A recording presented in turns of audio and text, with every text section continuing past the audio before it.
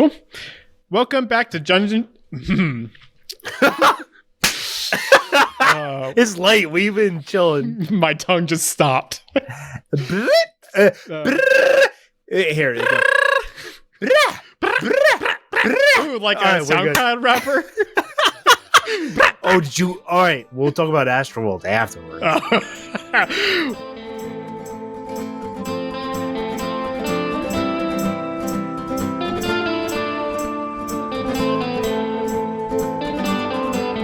Welcome back to Dungeons and Designers. Today we're just doing a little bit of like a brothers podcast. We're going to be joined. Hey, brother. We're going to be joined by Courtney and Zach later, but right now, with recording schedules, it was just easier to do this.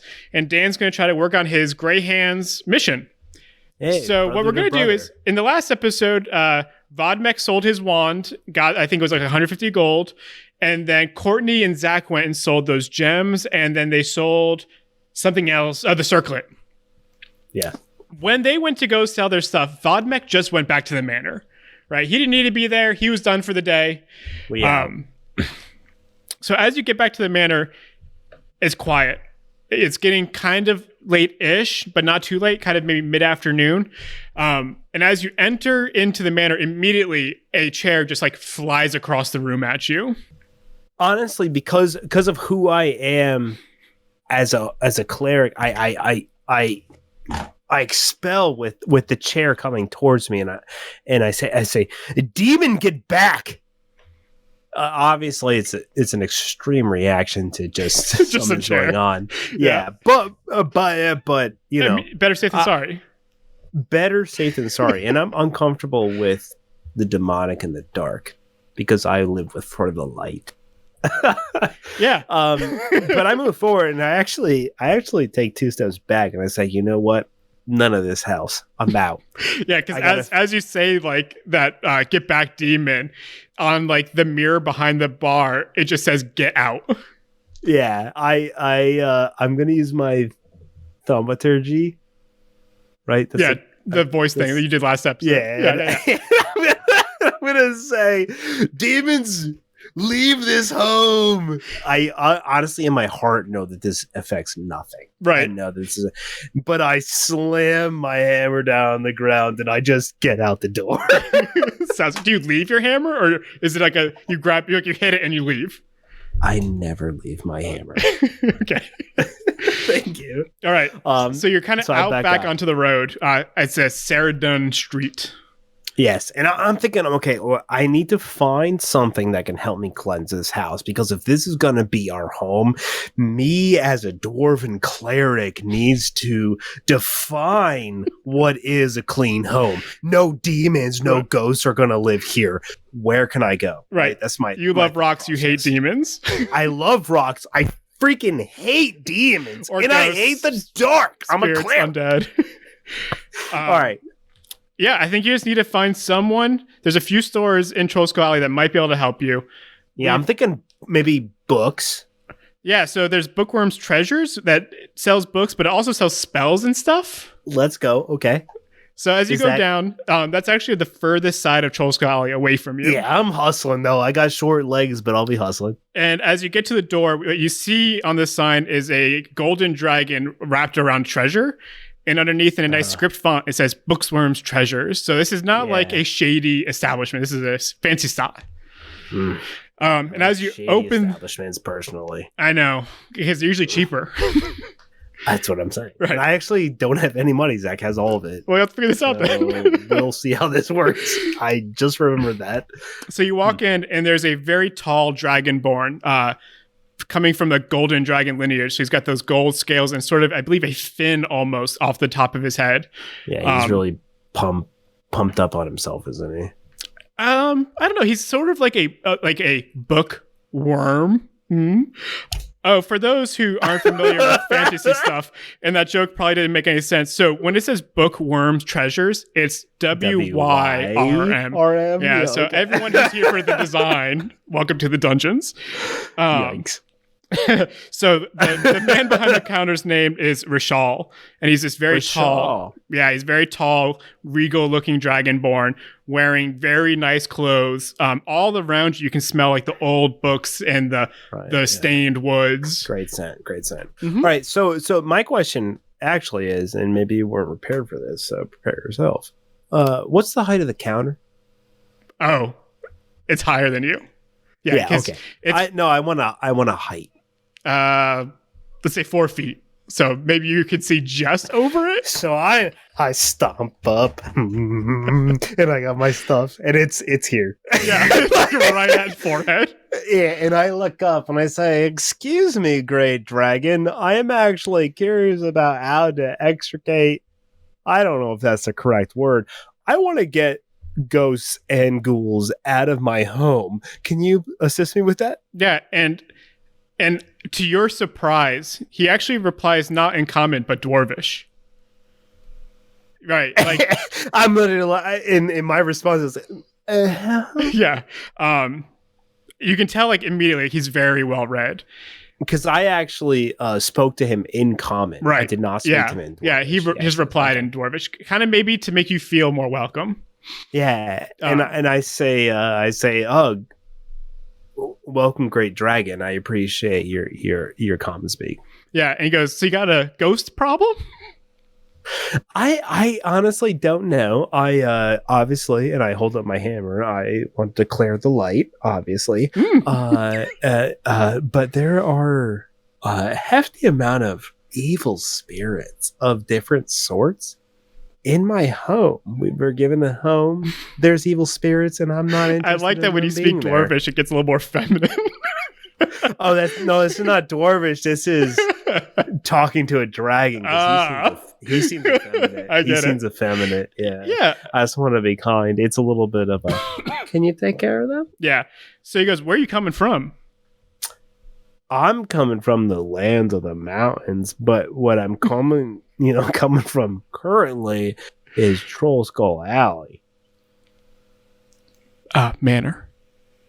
Troll Skull Manor. Yeah. Troll Skull Alley. He goes, "Yes, we're on Troll Skull Alley." Which is where we are right now. When you say Troll Skull Manor, all the locations, don't worry. We're in that manor. When you say Troll Skull Manor, he goes, "Oh, the manor." And he goes, "You mean sorry, my Volo's manor. old spot?" Yeah, he gave it to us. It's cool. We're taking care of it. We're trying to clear it out. All the ghoulies. Yeah, and as he like nods his head, he goes, "Oh yeah, no, I know how haunted that place is. That's actually the reason Volo bought it. He's writing a book called Ghosts and Ghouls, and it was like a research project for him." He is kind of a piece of garbage, isn't he? Volo kind of sucks. And like behind him, you see like a 6-foot reproduction of Volo holding Volo's most recent book, and the guy's like, "No, he's a pretty big seller here." But We're pretty big fans. He goes, but like, and I go, "Huh." Yeah, and he goes, "Let me see in the back if I have anything for you." And you can hear him just like going through books, opening drawers. And after maybe like 5 or 10 minutes of you just seeing him like walking around in this back room, he comes out with a wooden box that has runes drawn on each side. And he puts it down on the counter in front of you, and he goes, "This is a box of Dispel Evil." Okay. He goes, if you put it in the room, and then he gives you a piece of paper, and he's like, and you chant these words, it should theoretically bring all the evil into this box. For the entire home manor? Mm-hmm. Now, my only question is why the predecessor did not do this. Oh, because he was writing about them. He wanted them there. Oh, cool. Right. What's this cost? Yeah, he goes, "Well," and then he looks up like a price sheet for all his spells. He goes, "This is actually a higher level spell, so we're going to look at least 75 gold." Yeah, all right. So what would you feel about me taking this and then my compadre coming back here and paying for it? Obviously, we've been here before. You know us. Yeah, you're a neighbor. Okay, yeah. I think... Yeah, and he can take care of... You're going to come back, though, right? I mean, you know where to find me, right? That's true. And as he like says that, he laughs a little bit and like smoke and fire come out of his nose. He's like, "Sounds like a deal." And he goes, "Just remember, if anything bad happens, you might need to knock the spirit into the box. So if it fights, you just got to take it out. I pull up my hammer and say, "Don't worry, I'm familiar." Yeah, and then he gives you a little like pamphlet about spirits and how about like physical damage probably won't hurt them because they're not of this plane. So he's just want to help. Don't mean to offend you, but no, I actually appreciate that from the cleric realm. This hammer is not my only weapon in my arsenal. Yeah, and he goes, perfect. And he goes, and then I just need you to do one more thing for me when you're done. Yes, and? Yeah, when you use this box and you bring the spirits or demons or whatever's haunting your establishment, I need you to bring this box down to the City of the Dead and just release them. Cool. The City of the Dead is our graveyard down there, down south. It's on the east side of Waterdeep. If you bring it down there, it's just a huge graveyard full of ghosts and things. How far into the City of the Dead do I need to... Not far. Just like walk in, throw the box. Because if the box reopens... Kick this in? Yeah, probably. Yeah, just get it. And what's the time frame? As long as the box stays closed, you're fine. Okay, and they don't open by themselves? I'm new. I don't know. No, but there's no lock. You might need to bind it or something to keep yourself safe. And he opens it, and it's just like a wooden top, like separate, and it closes. Yeah. With, all right, well, again, runes. And he goes, don't forget the saying, gives you that piece of paper. It goes, say 5 gold when you guys come back. Sweaty. All right, I got it. Yeah. All right. And you walk back out. It's now, probably dinner time-ish, maybe a little before dinner, right? That didn't take too long. No. So what's... and where we are located, we're in Troll Skull Alley still. Mm-hmm. Where are we located? I'll have to look, but I believe it's the north... Nearby. The right? north road. Is there someone to grab some food? Because obviously... you can just go back to the manor where you guys live. Food at the manor? Yeah. All right, go back to the manor and eat some food, hang out. Hey, before you leave, because I'm sure you're going to do your mission, do you want to leave your compadres a note? Yes. I'm going to leave a note on the front and the back door, right? There's 2 doors? Sure. All right. But I'm going to say, leaving a note saying you're not around on the outside of your establishment seems a little silly. No, inside. Oh, okay. Leave it inside. When they enter in, it'll just be kind of laying somewhere that they can see. It's like, hey, I have not exorcised the demons here, the darkness here yet, but don't worry, I plan to, because I am the justice of the light. But home needs to be found, and I have other things that are important immediately, and I'll be there. So if you need to find me, but frankly, and now you're on the back side of the piece of paper. Yeah, I'm flipping over. And I'm saying, but frankly, don't find me, because if you don't have dig a hole, you don't know how to find a rock, I have no interest, and probably I don't need your help. But it also, and like in like tiny little scribble, it's like if there is 72 hours and you have not found me, please come find me. I'm probably in danger. Okay. Yeah. And you toss it on the floor or something, and you walk I just out. throw it. I'm like, I don't care, but please come help me. So as a reminder to you and all our listeners, your Greyhand's mission was to seek out Holm, a monk who lives in a cave on the side of Mount Waterdeep. Ask him what he's heard about threats to the city, but try not to annoy him or overstay your welcome. He's kind of like a hermit. Yeah, it sounds easy. And if we're looking at the Waterdeep map, if our listeners are familiar, or if you're looking at it, it's going to be south of the market, west of Castle Ward, actually almost directly west of the big castle, kind of down the center of the town or lower south portion of the town. You'll see a building called the Griffin, and it's actually not a building. It's a giant statue of a griffin. So somewhere on that giant cliffside, you probably will find his cave. Yeah, so I also my little dwarf butt down there. I'm going straight to the precipice of this mountain, which actually runs. There's a kind of a cliff border, you'd say, a higher cliff that borders the western side almost of the entire city. Yeah. But I want to get to the more precipice of the pier of the mountain, which kind of leans more southwest of the Castle Ward. And I'm trying to figure out where my location is, and it's kind of where I head. Cool. So maybe you're able to hitch a ride or something because it's pretty far. But you get down there and it's getting pretty late. It's way past dinner now. Maybe it took you an hour or so to get down here. Yeah, I've been jumping on to beer wagons, slagging a nail here and there, and just getting my way down there. But you being a mountain dwarf specifically, even in the dark, you feel pretty comfortable in this kind of space. This is my home. I love the mountain. Yeah. I want to be in the mountain. I've actually been more home here than I've been my entire time in this area. That's fair. Very similar to how Agate probably felt in that nature area. Yeah, she wishes, yeah. Yeah, you found your area. She found hers.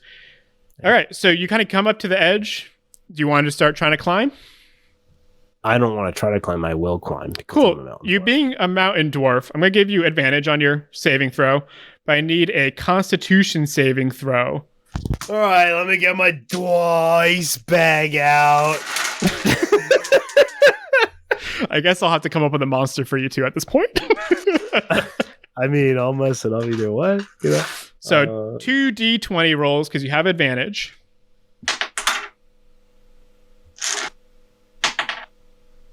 $17. Okay, 17 is... I know.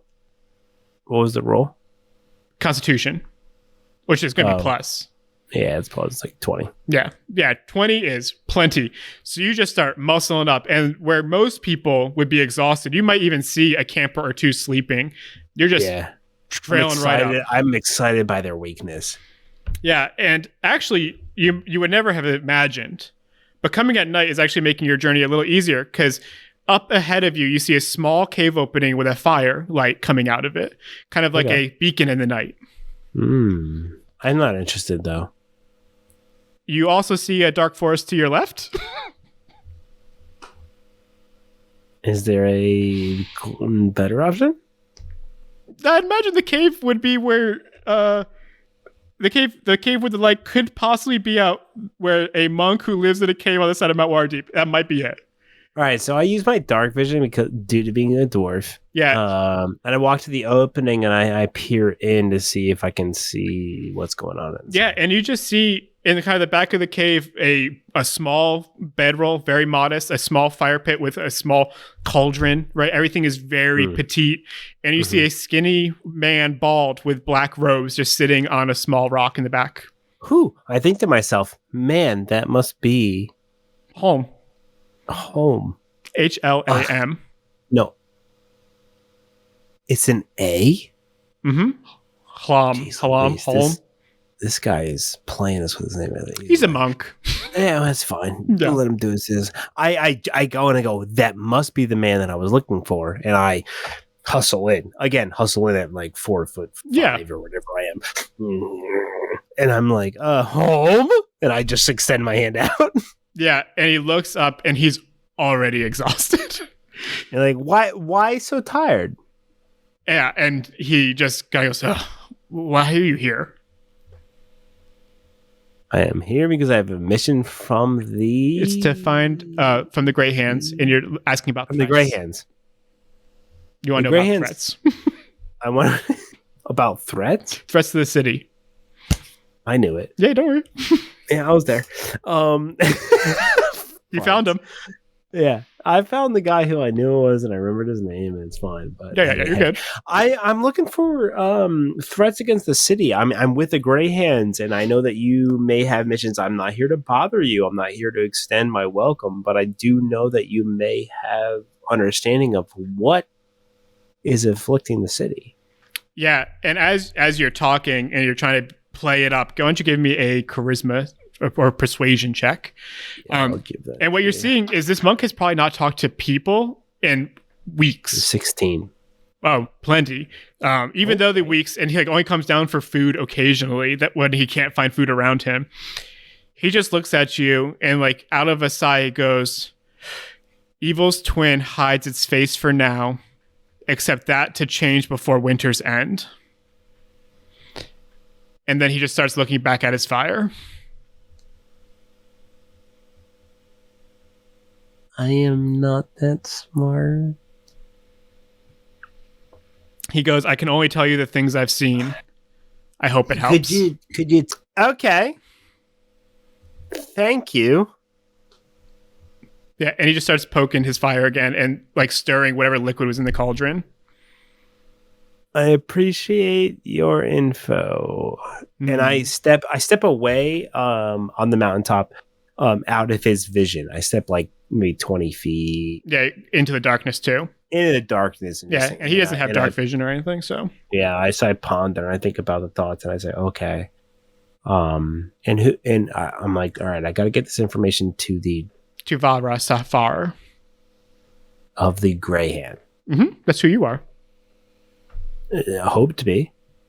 You're like, yeah. I mean, you're working on your renown, but you're in. Yeah, and they are located in the town.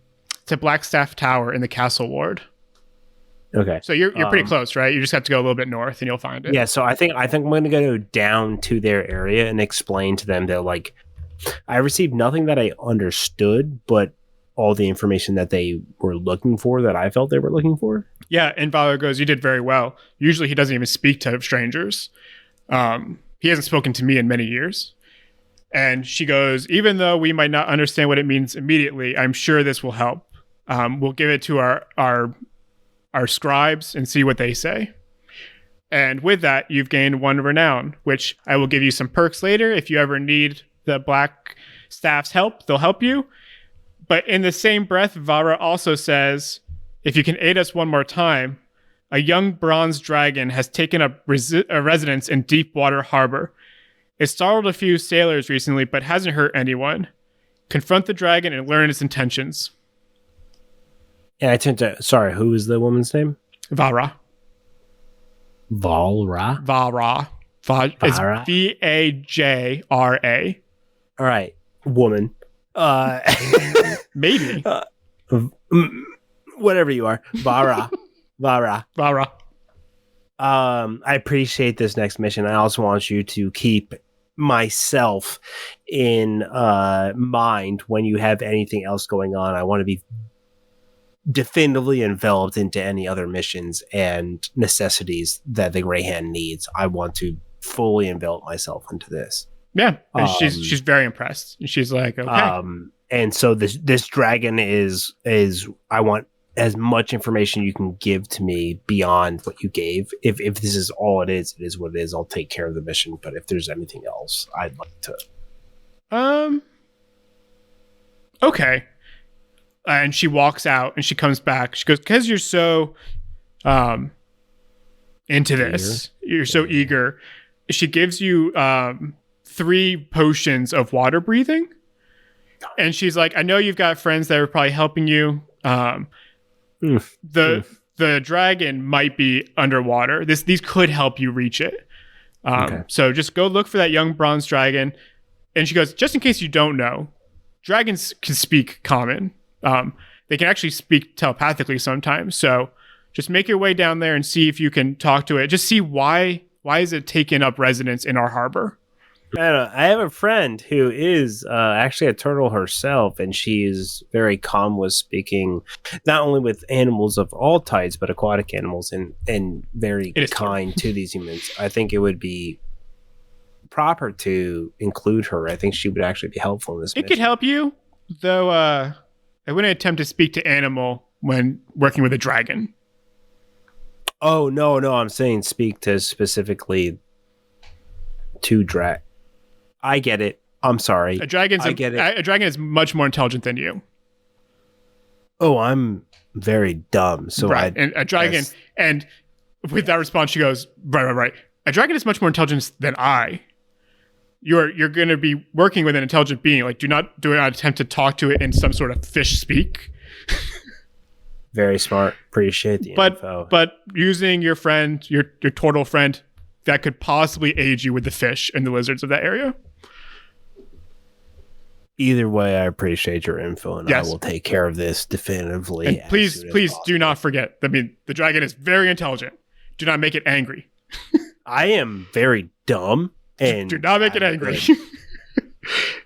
We'll figure it out. As you start walking out, you see like people around you being like, "Don't make it angry. Like, please please don't anger the dragon. Yeah, please. I'm literally just sitting there sweating, and my character doesn't give a rip about literally anything, and has finally been like, oh shoot, and like sweating about stuff that they didn't think they actually cared about. So, well, yeah, gonna be killing a whole region of a town could be bad. Yeah, but I mean, like, not my fault, right? No, and you might know. Why don't you give me? Do you have a history? How's your history looking? Why don't you give me a history check?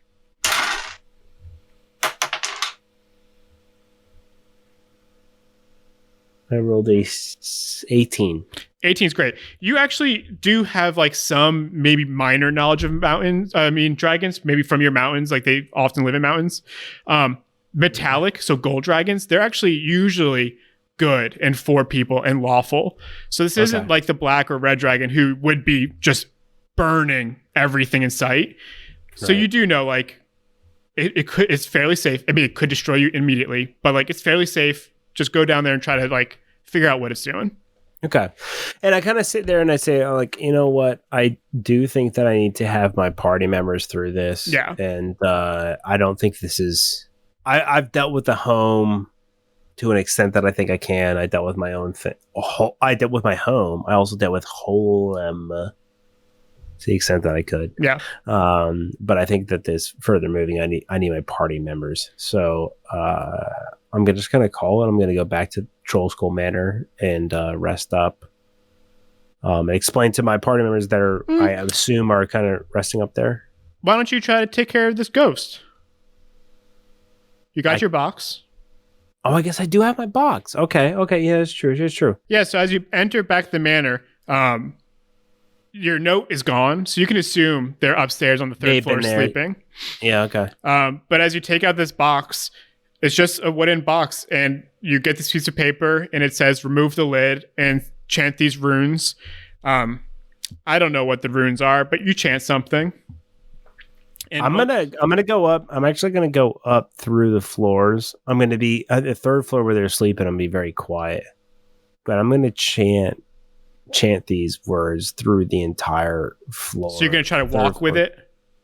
Just third floor down to the first floor. I want to land in the first floor, but I want to make sure that it's taking care of the whole building. Okay. So you got kind of maybe one box in hand, or one box in hand, lid in one hand, and you're just chanting these words? Yeah. Cool. And as you start going down, you see kind of like blue mist coming out of the walls and up into the box slowly. And as you get downstairs, the box becomes almost immensely heavy for you. Yeah, and as I get farther down and I feel this stuff, like my words become more impassioned, I guess. Like I'm more riled up. Yeah, because I'm like, oh, it's working. Yeah, and as you get louder, something pushes the box out of your hands onto the floor. Okay. And as the blue mist comes into the box, you see it actually form into this evil-looking, almost elf-like human figure. And as it screams at you, I need you to roll initiative. Ooh, man. I rolled a 15. Ooh, me too. I guess you go first, because I guess Ty would go to player. That seems fair. All right, so I will, I guess I'll smash down with my Warhammer. I don't know. So just thinking out loud, swiping down, you would be swiping at the wooden box on the floor. Oh, where's the ghost is like half in the box coming out of it. So I want to smash. Just saying, I mean, you can definitely do what you want, but in case I wasn't clear, if you smash down, you'd be going through an ethereal body into your wooden box on the floor that's holding other spirits. Okay. Maybe I don't. I mean, you can still do it, but no, I'm thinking. I figured I would clear what I probably did not what I did not communicate well. That's fair.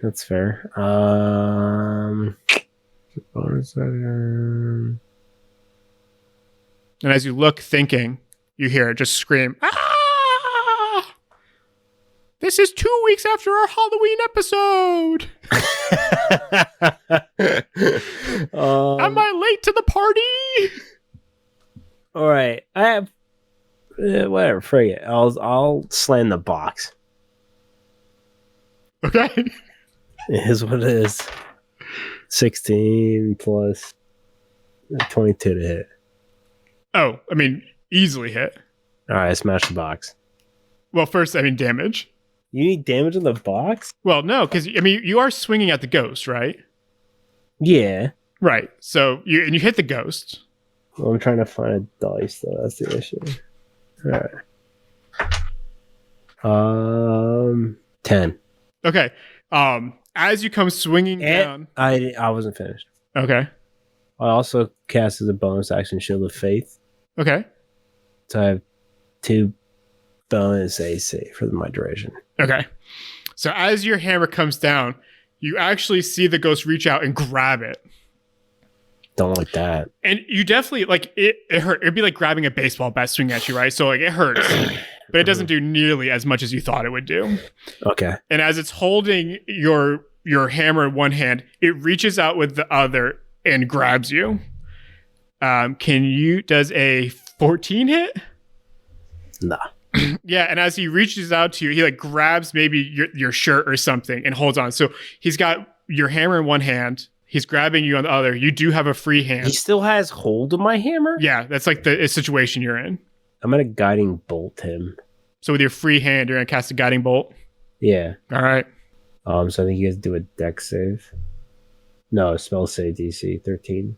I'm sorry. Don't worry. I got a 3. All right, so well, definitely unsaved. Yeah, no. Do 4d6 radiant damage. I hate that spell so much. Yeah, it's cool though. 20 damage. 20? Yeah. So as he's holding your hammer in one hand and your cloth in the other, with your spare hand, you just shoot magic up through him. And as you see it rip through this ghost, his whole body just almost becomes ripped fabric. And as like the blue just shoots up, it like quickly comes down into the box. Like, and as it hits, there's a thud there's first a scream of the ghost, right? And then followed by a thud as it hits the box. You see the blow gluing inside, and as you're looking at it, you're reminded, Risha said that they can escape if the box isn't closed. I dive over it. Okay, and you slam the box closed, and as you do, you can see like a blue aura coming out through the runes, all written in the sides of edges of the box, but nothing is escaping. I literally take like my belt, like, which is just like it's not like, there's no buckle on it. It's just kind of like a strong piece of leather type thing. Yeah, leather. And I wrap around it because I'm like, tie it down. Yeah. I'm like, this is not opening. And while you tie it and you're moving it, what you do realize is what used to be an empty box is considerably heavier now. And you're a dwarf, so you can still handle it, but there's a weight to these things that you've captured inside. Yeah. After the screaming and the thud and you wrapping it, you start hearing footsteps on the 3rd floor and coming down the staircase. So according to Zach, what you guys hear, you're awoken from upstairs. You hear a large scream and then a crash. As you start running down the stairs, what you see is Vodmek almost on the floor wrestling this wooden box that has blue runes like glowing from the edges. And he seems to have taken off his belt and started wrapping it around the box. Makes sense. What do you guys want to do? I'm going to run to the fireplace and grab a poker and run back and start trying to hit the box. Like, what the heck is going on, man?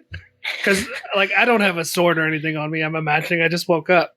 I'm sitting there wrestling it. I'm like, that's not helping. What do you need, man? I'll get it. What do you... And he's just still, like, poking it and trying to kick it, maybe. Yeah, and I'm wrestling and out of breath, and I'm just saying, I'm trying to bring justice from the light to the demons of this house. And I'm wrestling it around. You want it open or closed? I guess closed. Closed, of course.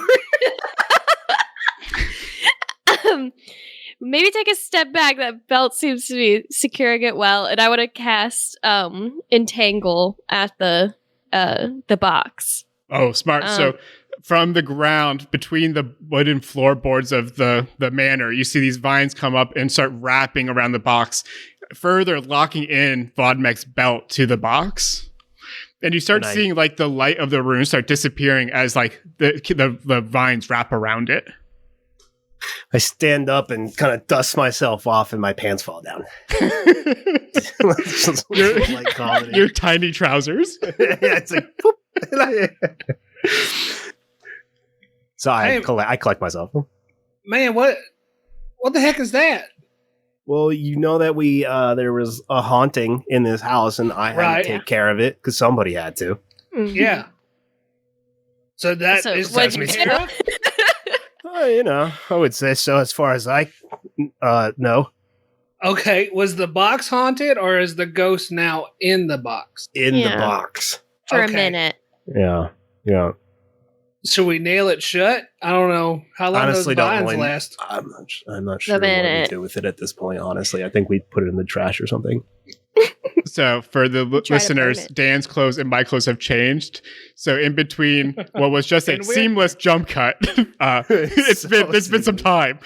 Dan, the owner of the Worm's Treasure told you that you had to bring the box down to the graveyard, the city of the dead, and release the spirits back into the graveyard. Yep. Man, I love a remember good that. graveyard. Yeah, man, that sounds great. Let's And go. as you guys are doing this, like Dan, Vodmek has been running continuously since you guys killed the scarecrows. So Dan, I need a constitution check from you. Yeah, It's need going to some be water. it's a fairly high DC. 8.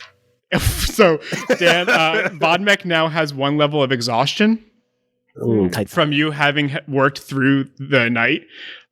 So what that means in D&D is that all of your ability checks will be at disadvantage, and the only way to remove this is a long rest.